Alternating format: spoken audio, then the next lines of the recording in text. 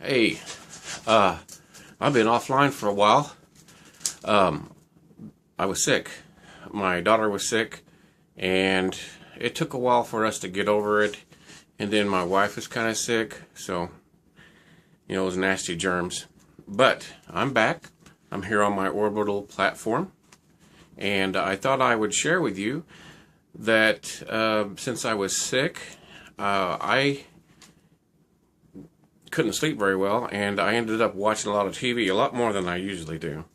So, I'm going to give you my Netflix picks. They're also including some that I watched a while back, of course. But here recently I watched some stuff too.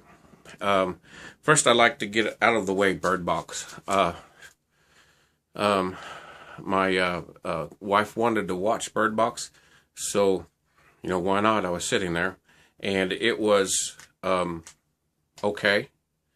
The first 5 minutes of it reminded me of World War Z, which I got excited because World War Z was awesome. And I mean, really, the first 5 to 10 minutes was kind of intense. I really liked it. It was a great start. Then after that, it kind of reminded me of these recent movies that are coming out that, take away one of your senses and see how you do. I haven't seen A Quiet Place, but I've heard people compare it to A Quiet Place. I don't know why I haven't watched Quiet Place, mainly because it's on Amazon Prime, and I just haven't rented it yet. That being said, I'm going to watch it eventually, of course. In our household, we have Netflix and Amazon Prime, and that's all we're going to have. I don't see any reason to get another streaming service. So, here are my picks. First of all, there's no particular order. It's just stuff that I found that I liked, and why not let you know about it? Castlevania. Castlevania is an old video game. I don't think there's any new versions of it. There might be. I don't play a lot of video games anymore. Too busy. But somebody took that old video game and made an anime cartoon out of it, and I was in the mood to watch a cartoon, pure escapism, and it was good. It's can be shocking in some places. It can be gory. It can be funny. And when you think about old school anime, this reminds you of old school anime. I mean, it was just great. There's 2 seasons. The first season was 4 episodes, and I guess they ordered more because the first 4 were good, and the second season is 8 episodes, and it was good. Basically, it's Dracula, and he can teleport his castle anywhere. Well, within that country, but I mean, it was just good. I recommend it. I mean, once in a while, something to surprise you. It reminds me of Fight Club. I wouldn't watch Fight Club for a long time because I didn't know what it was about, and shame on me. Fight Club is one of my favorite movies now. But Castlevania, I highly recommend it.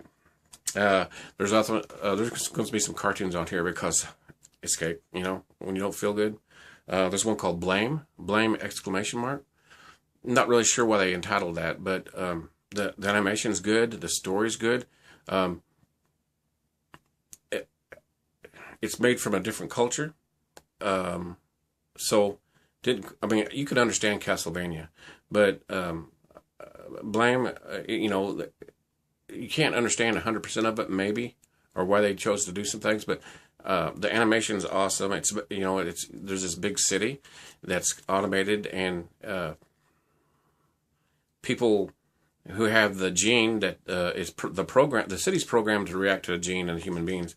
Well, I guess there was this virus that took out that gene, and now the humans left over are regarded as some sort of virus.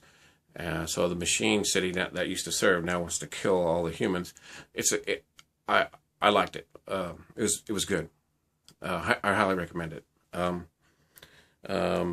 Altered Carbon. I love that. I mean, the production values are so good.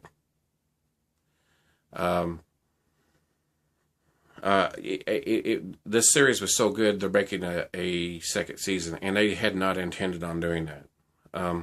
The acting's good, the production values are good. The only thing is that it could be a little deep in its own mythos, so it can be hard to follow sometimes, maybe. You just got to watch it closely. I'm going to watch the whole thing again. I just love it. The idea that people have a device in their spine that basically houses your consciousness, and if your body gets damaged, you can put it into a different body, which they call a sleeve. I mean, the possibilities, it's kind of like Stargate. I mean, the possibilities are endless. And Doctor Who, he can regenerate. So this could go on as far as they want it. Keep making it good. It's really good. The next season, it's going to be a different actor because Joel Kinnaman, he also played the new RoboCop. He's going to a different series. So unfortunately, I got to leave, which kind of made me sad because I really liked him as his character, as Kovacs. But we got to do one. I can't remember who it is. I think he was on one of the Marvel movies. The new actor coming in. So he's an established actor. So hopefully he does okay. And like I said, with this storyline, with a gimmick they got, any character can take over the role. They just got to write it into this series.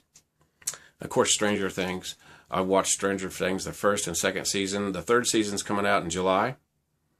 I like the 80s throwback. I was one of those kids on Stranger Things. I was about the age of those kids, too. Maybe slightly older. And I was one of those kids. I mean, I had the Millennium Falcon, and I had some friends that we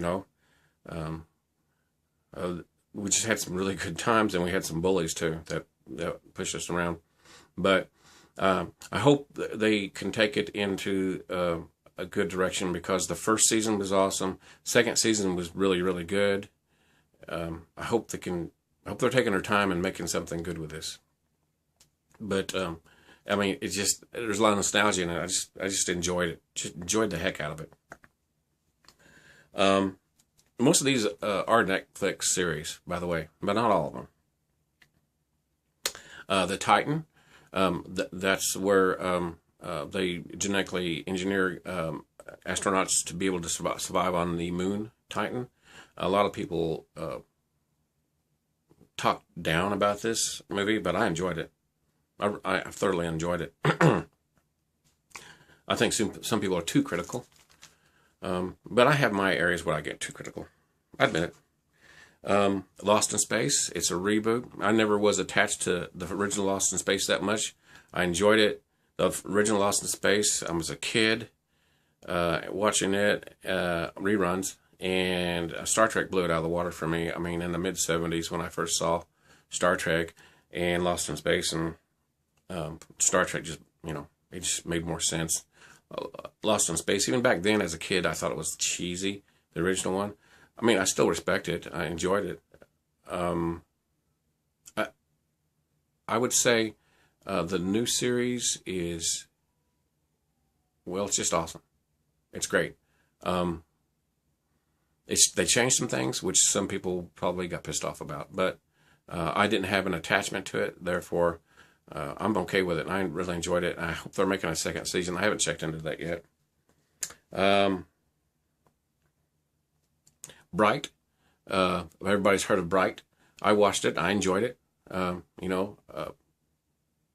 It's a kind of a buddy cop movie. It reminded me of an old movie where one of the cops was an alien.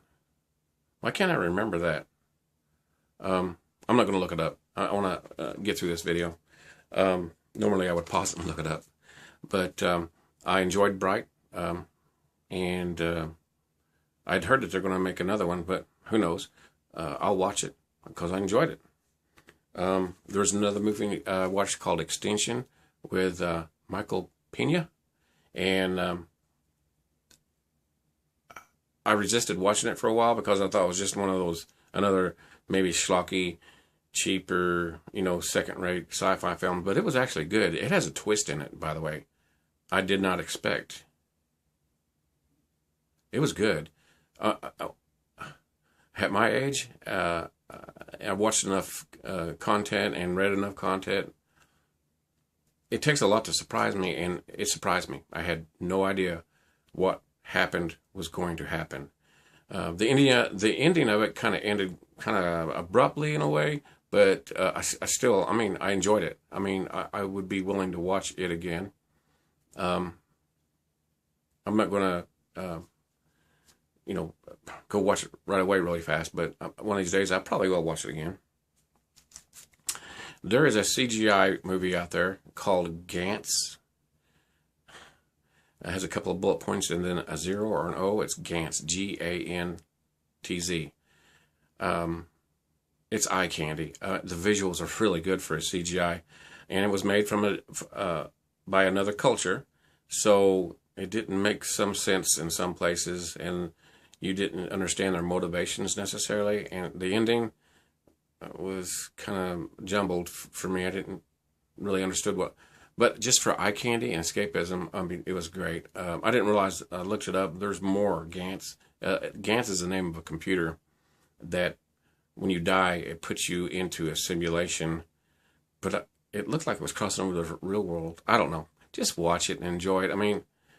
It's not one of the big franchises that it's going to ruin anything as far as I'm concerned, but Gantz. I'll put this list in the description, and hopefully you'll enjoy this stuff as much as I did. Also on Netflix, there is a series called Dark Matter. I think it originated on Sci-Fi. I don't watch Sci-Fi anymore. I won't spend the money to get the services needed to have that in the package. And Sci-Fi pissed me off when they canceled all the Atlantis series all at once. I'm not the type to hold grudges, am I? But I'm not really. I just can't watch Sci-Fi anymore after what they did. I loved Stargate. I loved Stargate. Still do. Why'd they do that? I don't. It was everything revolves around money and power. So it was one of those two or both. So anyway, Dark Matter, and then Attack on Titan is another cartoon, and it's bizarre, but it's good. It's one of those cartoons or anime that's bizarre but good. I wouldn't call it anime; it's animation. But Attack on Titan, these giants come and attack the city. It's so weird. It's good, and it's like with Gantz. Gantz is so weird. It's good, but the monsters in it are so creative. It really is Gantz is really like a video game. Because you fight bosses, and it's it's so creative. Some of the creatures in there. But anyway, that's my list, and hopefully I won't get sick anymore. I rarely get sick, but I guess it was my turn here this last week. So thanks for watching, and please subscribe.